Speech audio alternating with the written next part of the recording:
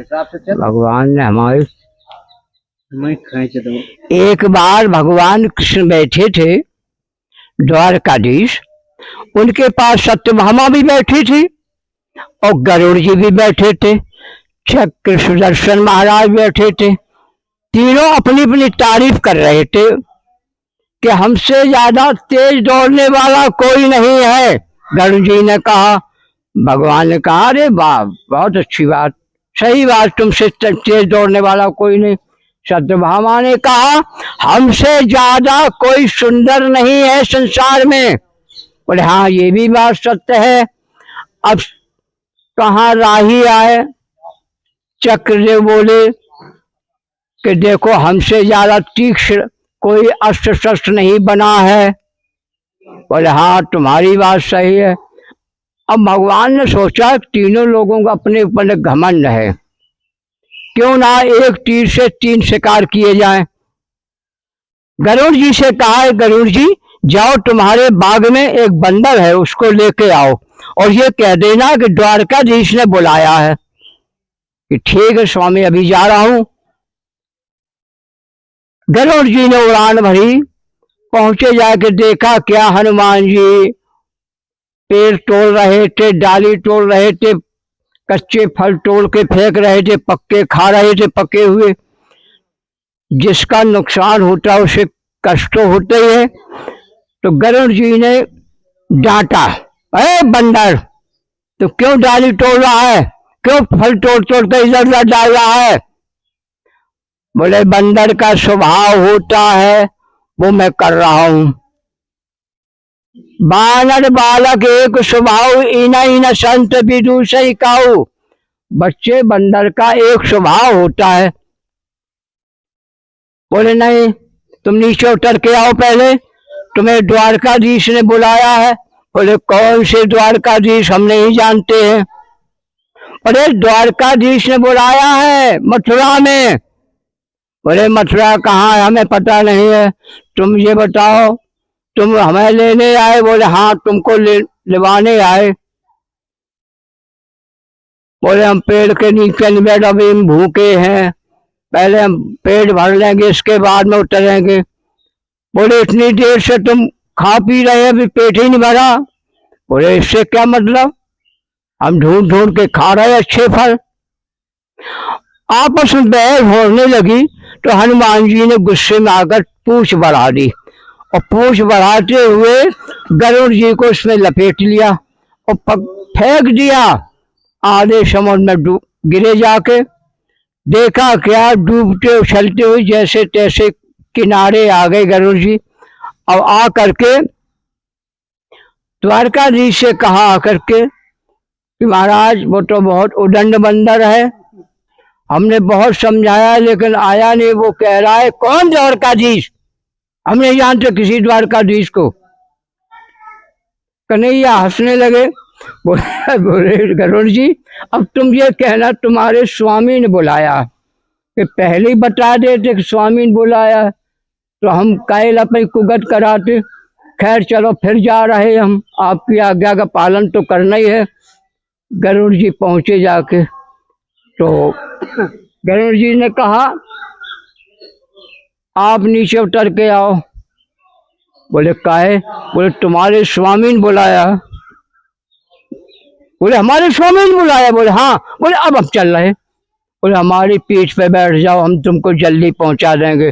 बोले चलो, तुम बोलो अपनी उड़ान भरो, हम आ जाएंगे। बोले नहीं नहीं, तुमको हमारे साथ चलना पड़ेगा। बोले तुम नहीं मानोगे, अब की रात तुमको हम समुद्र के पार पहुंचा देंगे। गरुड़ जी समझा कि बात तो सही कह रहा। एक बार इसने आधे समुद्र फेंका, हो सकता है समुद्र पार कर दे, फिर आना मुश्किल है। बोले ठीक, हम चल रहे, तुम आ जाना। बोले हम आ रहे। जय श्री राम बोलते हुए द्वारकाधीश के महल पे खड़े हो गए आके। इधर क्या हुआ, भगवान ने देखा कि हनुमान जी आ रहे हैं। उन्होंने चक्र से कहा तुम दरवाजे पर खड़े हो जाना, मेन गेट पर, किसी को बिना इजाजत के अंदर मत आने देना। बोले हाउ। तो वो अरे खड़े। हनुमान जी जैसे ही आए दरवाजे बोले नहीं अंदर नहीं जा सकते हो। बोले क्यों? बोले हमारे मालिक का आदेश है। बोले हमें मालिक ही ने तो बुलाओ है, वो सबका मालिक है, तुम्हारी अकेला नहीं, हमारा भी मालिक है, हम तो अंदर जाएंगे। बोले नहीं जा पाओगे। बोले नहीं जा पाओगे ना। हनुमान जी ने पकड़ा, चक्र को मुंह में डाल लिया। अब चक्र बिचारी भी अब मुंह के अंदर किलबिलाए कि ऐसा ना हो कि दाढ़ों के नीचे दाब दे कहीं। अब अंदर पहुंचे। बोले तुमको हनुमान जी ने प्रणाम किया। बोले स्वामी आपने बुलाया तो मैं आ गया। हनुमान जैसा भक्त संसार में नहीं हुआ। बोले ठीक है, तुमको किसी ने गेट में नहीं रोका? बोले इनने रोको तो तुम और से निकाल के चक्र को बाहर निकालो। चक्र सुदर्शन महाराज एक कोने खड़े कपे। बोले ये बंदर कैसा है? अब क्या हुआ? अब गरुड़ जी हाँफते हुए आए। उन्होंने हनुमान जी को बैठा देखा। बोले ये बंदर इतना तेज दौड़ने वाला कि पहले हमसे आ गया। अब वो भी मतलब एक कोने खड़े हपे आए। दम फूल गई गरुड़ जी महाराज की। अब हनुमान जी जिस कारण से बुलाया था भगवान ने, हनुमान जी समझ गए। बोले कि प्रभु ये बताइए ये दासी कौन बैठी है? बोले क्या कहते हो, दासी है? बोले बंदर का स्वभाव है, मुंह से निकल गई, कोई क्षमा करना, लेकिन अब सीता मैया जैसी हमें मैया नहीं दिखाई दे रही। उनकी सुंदरता को देख करके